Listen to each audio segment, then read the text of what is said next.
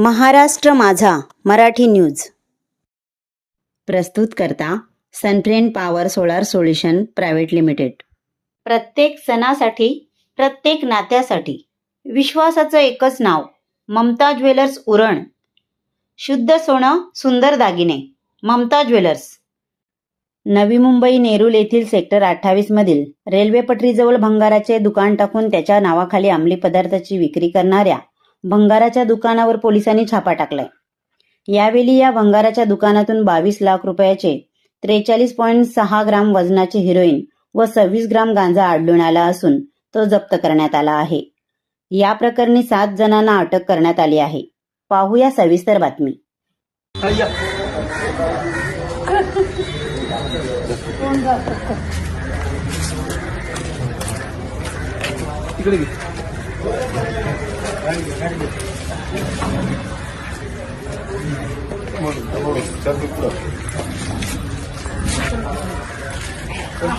तो बेकारांना अशी लाईन